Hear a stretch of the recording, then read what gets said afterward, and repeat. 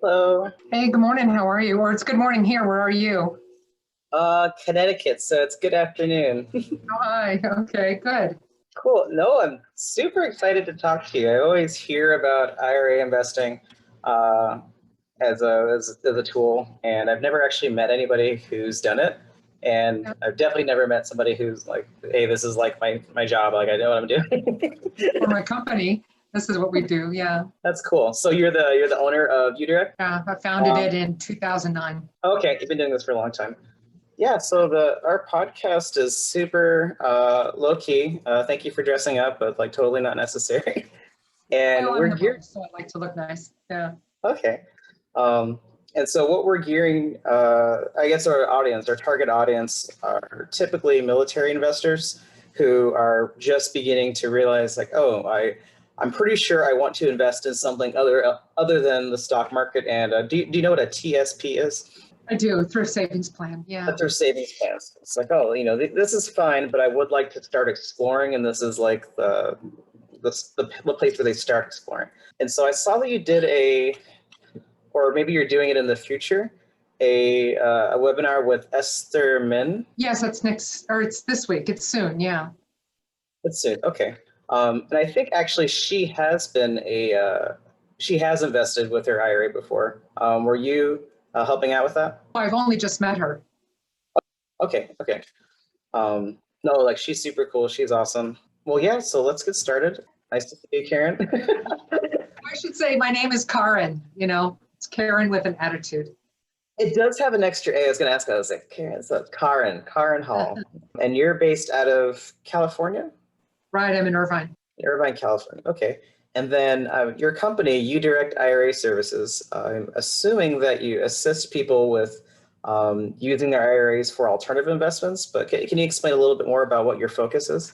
And it is strictly for alternative assets. So we help people take their retirement account from wherever it may be, like you were mentioning, a thrift savings plan or a 401k, and it usually is with a previous employer. Or maybe it's a current IRA, or maybe they want to make a contribution and start a new IRA that way, but they'll move the money into a self-directed IRA for the purposes of investing in alternative assets, like outside of Wall Street.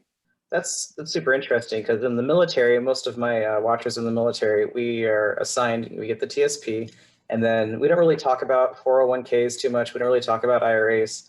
Can you explain what the process would be if we wanted to set up a self-directed IRA? Sure. It's a 3-step process to open the account, then to fund it by moving the money over, and then invest. So to do that, you give us the documentation for the investment. The IRA is the investor, so the docs are in the name of the IRA. And then we review and fund, and then 100% of the proceeds come back to the IRA that owns the asset. And if there are any asset-related expenses, like if it's a house, maybe there's a new roof, or maybe if it's a note, you need to hire someone to do collection. Any expense of the IRA has to be paid for by the IRA. Let's say that maybe the expense that's required exceeds the balance in the IRA. What can we do then?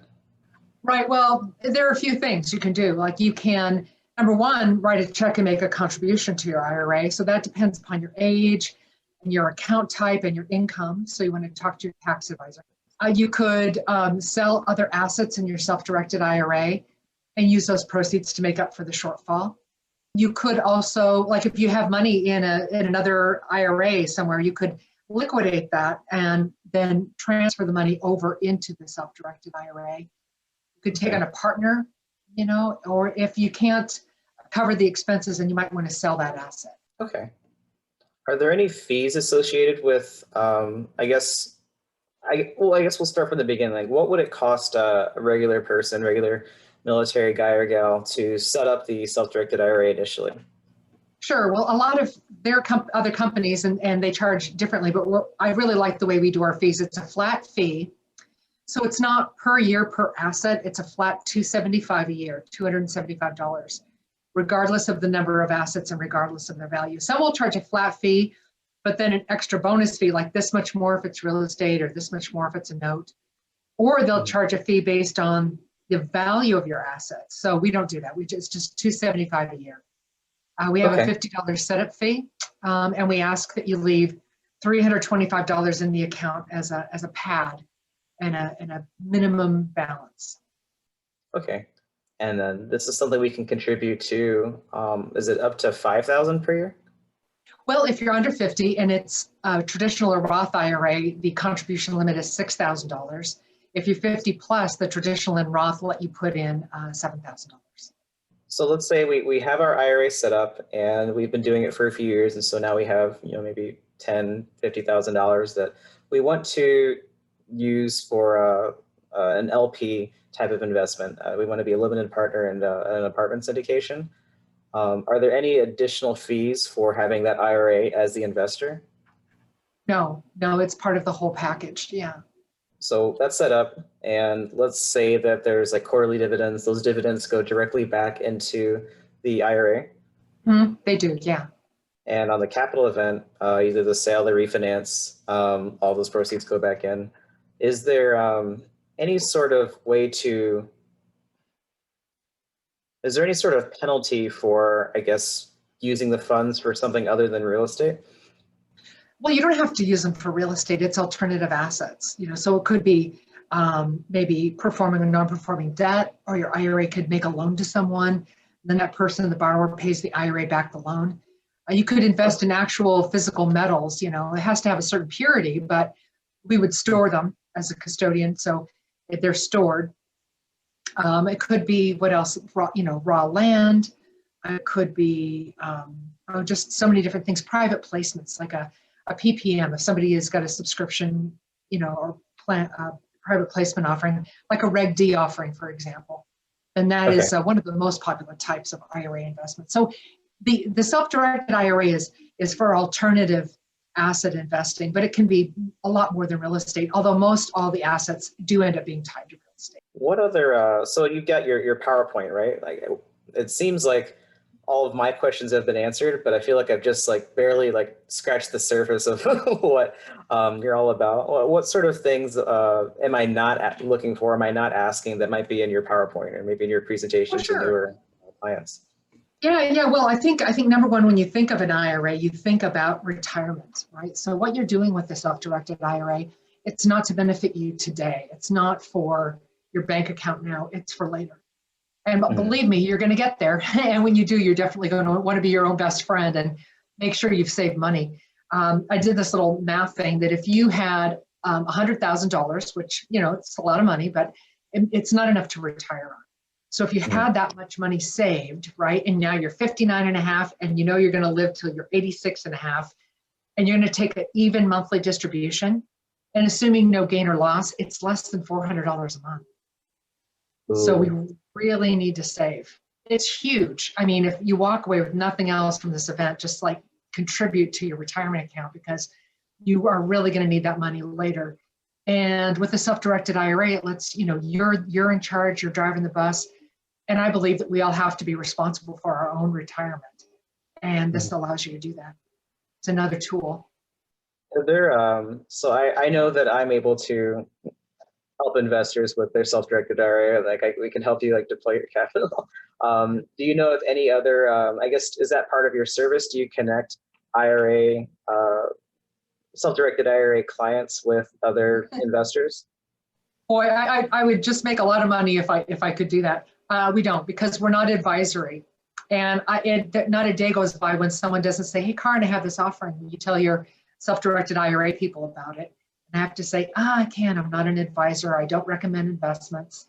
We don't sell any investments or recommend any. Okay. And then I think I asked you earlier, I don't know if we had started recording yet. How long have you been around? Long time, right? Yeah, right. Well, You Direct IRA Services, I founded in 2009. And so we have thousands of clients who are sitting on over 600 million of assets. So it's, they're all self-directing out there and all different kinds of assets. It's really cool to see people, choose an asset and then get into it and then watch their account grow and grow. And, and then life goes on. We've been around for coming on 12 years. So we've seen a lot of life events. For example, if you have an IRA and you pass away, it doesn't go into your estate. then your beneficiaries inherit the IRA. So it doesn't go through probate, it just goes directly to your beneficiaries as what's called an inherited IRA. So we help people from, from opening the IRA all the way through to, passing it through to beneficiaries. So we stoop to those. That's cool. No, I was looking up the differences between like the traditional IRA and the Roth IRA. One of the big things that is important to me is being able to pass it down to my kids or my wife if like something happens to me. I don't want it to just like disappear, evaporate into probate. It's such an interesting field that you're in, like a super interesting, like narrow focus. How did you get started with self-directed IRAs? Well, I like to say when I was a little girl, I dreamed of self-directing IRAs, but well, these things, obviously not, but I was actually a radio announcer first when I was in college. And for 17 years, I did that, right? So, and then I made the logical jump into real estate. Like so many of us, you end up having a different career and you get into real estate. So for a year, I was a realtor, and then I did property management, and then got engaged and became like the trailing spouse. So I had a new mortgage loan servicing for a number of years. And that's a lot like what we do here. I got into mortgage loan origination for a number of years as well. And so after doing all those different sorts of things, I've had real estate licenses in 3 states. And I've also had an insurance license. But after doing all these things, the self-directed IRA was a perfect fit because this is a way of taking all these real estate related assets and helping people, invest in them using retirement accounts. So that was my background. I worked for a self-directed IRA company for 2 years before I went out on my own. Are you able to help someone in every state, or I guess, are you licensed in every state? Is that the right question? Yeah, we don't have to be licensed, but yes, we have account holders in every state. So for a long time, we didn't have anybody in Vermont, right? So it was like my goal to get Vermont. I just had to get that once, but we had all 50 states. So we have all 50 states now. And so we help everybody. But in order to open a self-directed IRA or to contribute to one, you have to have earned income. So that's good. You also have to have a social security number. So foreign nationals, for example, well, if you have a social, then you can. But it's not for foreign persons, Or foreign persons. Naturalized foreign persons is okay once they get a social. Right. Got it. Okay. So how would we, if, for example, like a lot of my audience is in Hawaii, would we talk to your representative in Hawaii? We're based in California, and so we help everybody all around the country here in California, which is nice because we're only 3 hours ahead as opposed to 6 hours ahead in some other parts of the country. But yes, we have lots and lots of clients from Hawaii, and that's great. In fact, we also use a valuator from Hawaii. So let me explain that about self-directed IRAs, because I kind of think of self-directed IRAs as like a game of keep away, And here's what I mean. You want to win. So in order to win, you have to keep away from prohibited transactions. So what winning looks like is you have an awesome retirement and you've got lots of money there. So you have a comfortable retirement, you can afford to pay your bills, and everything's great, right? But you don't want to, so losing looks like committing a prohibited transaction. And I should talk about that. There are people who are disallowed to your IRA, right? And they're your lineal ascendants and descendants, like your parents and grandparents and their spouses. You and your spouse are disallowed to your IRA. Your children and grandchildren are disallowed to the IRA. So what that means is that, for example, your IRA would not buy a house you already own because you're disallowed to your IRA. An IRA would not make a loan to your wife so that she could start a business because your wife is a disallowed person. That would be what's called a prohibited transaction. Now, there's another thing where you're not allowed to provide goods, services, or facilities to the plan. So say, for example, you're a realtor, or maybe you are the asset sponsor of a private placement. Then you're not going to be investing your own IRA in your deal. If you're a realtor, you're not going to be the listing agent or the selling agent for a property that your IRA is involved with, because you don't offer services to the plan. So the rule of thumb is to keep it arm's length, keep things arm's length, and then call us if you have questions. I mean, that's what we do a lot of our day is talk to people who are going to invest, and they say, hey, tell me about my deal. Does it sound like a prohibited transaction? And if it's really on the line, then we'll say, you might want to talk to an attorney or get an attorney opinion letter, because sometimes it does get a little dicey, because, investors are very creative people with great ideas, and they're always, a lot of people like to walk on the line there. Like I'm pretty sure this will work. is it legal? I'm like, oh, maybe not. Or Roll the when he gets to the dice. point, yeah, you should talk to talk to your attorney, talk to your CPA. Yeah, definitely, definitely. Yeah, get your, um, because yeah, that's the thing. We're not attorneys or CPAs, and we don't offer tax and legal advice, and we don't offer investment advice. But it's sort of like when you go buy a house, your closing agent doesn't tell you if it's a good or bad house. They don't mhm. tell you how to write it off on your taxes. They just get your money from here to there and make sure that it's done correctly. And they provide that administrative service. And that's what we do as well with the self-directed IRA.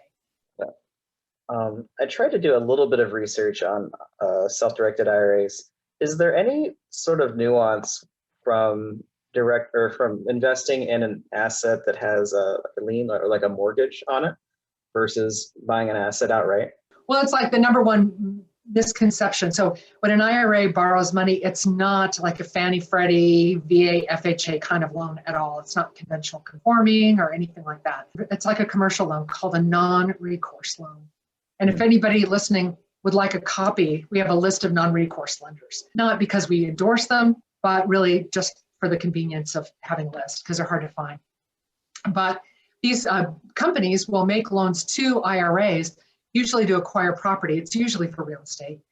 And so they're going to underwrite really based on the cash flow of the property. That's the number one thing they're really looking at. But if your IRA takes on leverage, you have to know if you're going to win the game that your IRA is going to have to pay a tax.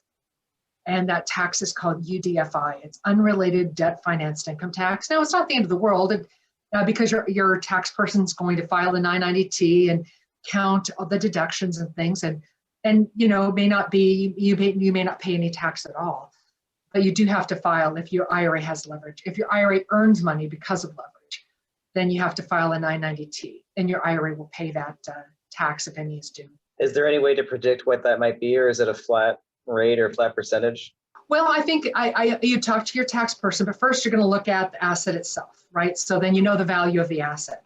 And then you know what percentage of that value of the asset is leveraged, right? So maybe it's 30%. And then here comes the rent check. Well, then the assumption is then that 30% of that rent check that just came in, the IRA earned that money because of leverage. So it's that 30% that would be subject to the tax. And, tax rates vary. We really don't offer tax advice. But if you want to go deep on it, if you want to go deep on it, you can look at irs.gov, the IRS's website, and it would be publication 598. Publication 598? Mm-hmm. Okay, got it. That was, someone had asked me that. It's like, hey, can you bring that up? I'm like, okay, I'm not really sure to ask that question, but I'll try. So, okay, it's just something else to look out for. Talk to your CPA. If you're in that position. And I guess for my last question is, what's your superpower? I try to ask everybody that. What do you think your superpower is? Oh, man. Being bossy, I guess. I don't know. I'm the CEO. That's my superpower. I don't know. I mean, I think just being helpful, and helping people and just having taking care of our clients. I think that's really our superpower because that's what we do. We're always looking out for them, and which is to say, looking out for their account and helping people. So if you've got a problem with your account or if you have a question, I mean, that's what we're here for. So I've been in customer service a lot of the years of my life, like in mortgage loan servicing and things. So it's something that I really enjoy. And I feel that I'm good at it because we've been here for 12 years successfully. Well, great. Yeah. Thanks for meeting me and thanks for your time. And then I'll put your contact information down in the description. Okay, that's great. Hey, I really appreciate it. Thank you so much.